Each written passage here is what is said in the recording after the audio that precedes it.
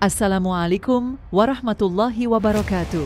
Salam sejahtera bagi kita semua. Salam, Om Swastiastu, Namo Buddhaya, salam kebajikan, Sampurasun. Selamat berjumpa dengan channel kami. Pada kesempatan kali ini, kita akan membahas perbedaan suap, uang pelicin, gratifikasi, dan pemeras.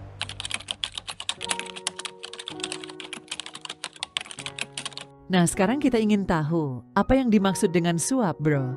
Suap adalah perbuatan memberi. Pemberian ditujukan kepada pegawai negeri atau penyelenggara negara. Dalam suap, niat jahat ada pada pemberi.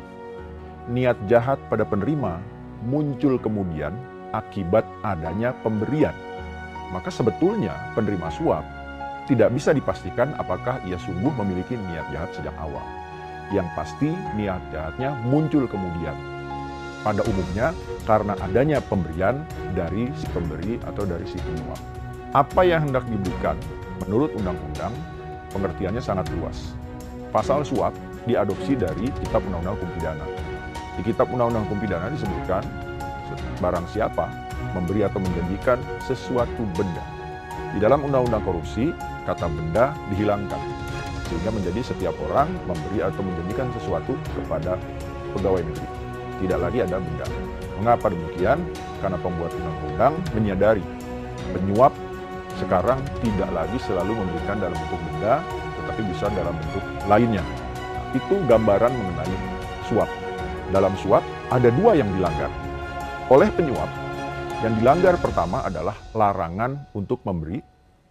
Kedua, larangan untuk membuat pejabat melanggar kewajibannya. Pada penerima suap pun yang dilanggar ada dua, yaitu larangan untuk menerima pemberian dan larangan untuk melanggar kewajibannya. Itu sebabnya suap menjadi tindak pidana korupsi karena pegawai negeri penyelenggara negara yang harusnya menjalankan kepentingan publik menjadi kehilangan objektivitas dan ia mengedepankan kepentingan penyuap termasuk dengan cara melanggar kewajiban hukum.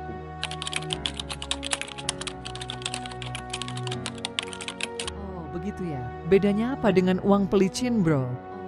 Uang pelicin memang tampak beda-beda tipis dengan suap atau gratifikasi. Akan tetapi kalau kita mengkaji apa yang dimaksud uang pelicin adalah uang atau pemberian-pemberian yang ditujukan agar urusan menjadi lancar atau lebih cepat. Karena inilah pemaknaan dari ungkapan pelicin. Maka pada uang pelicin pada dasarnya, seorang pemberi uang pelicin tidak menghendaki si pejabat melanggar tugas atau kewajibannya. Ia hanya meminta secara spesifik agar urusannya lebih cepat.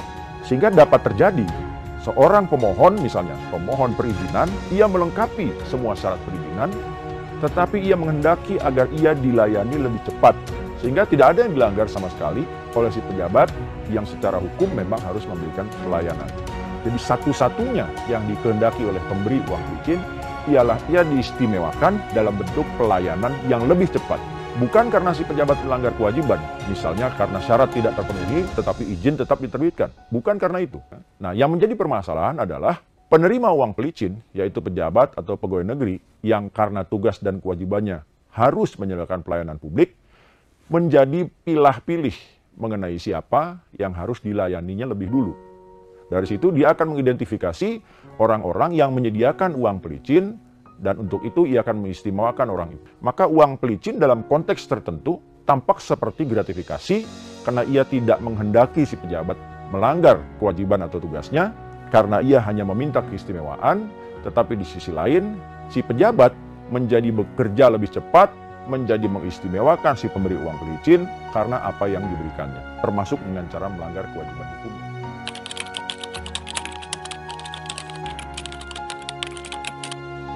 Baiklah, satu lagi nih, perbedaannya dengan gratifikasi seperti apa ya, bro?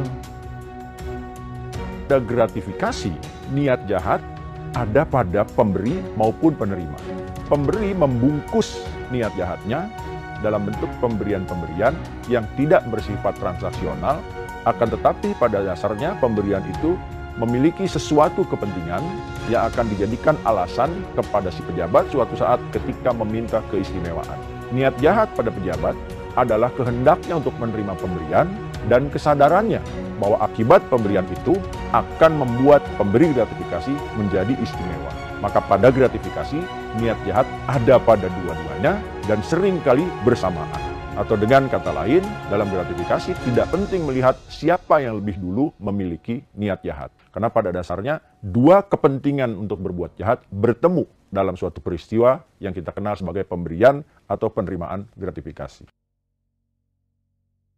Baiklah, kemudian dengan pemerasan, seperti apa perbedaannya ya bro? Pemerasan, niat jahat ada pada penerima yang kemudian kita kenal sebagai pemeras. Yang diperas, yang kemudian menjadi pemberi, tidak memiliki niat jahat. Yang diperas bahkan tidak punya kemampuan untuk menolak paksaan memberikan uang atau paksaan perbuatan-perbuatan lain yang ditimbulkan sedemikian rupa oleh si pemeras. Maka dari sisi niat jahat, suap dan pemerasan berbeda dari munculnya itikat perbuatan jahat. Pada suap muncul dari penyuap, pada pemerasan muncul dari penerima.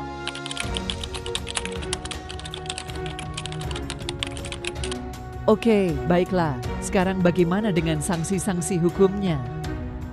Nah, dalam konteks uang pelicin, ancaman pidana dijatuhkan kepada dua-duanya, baik pemberi maupun penerima.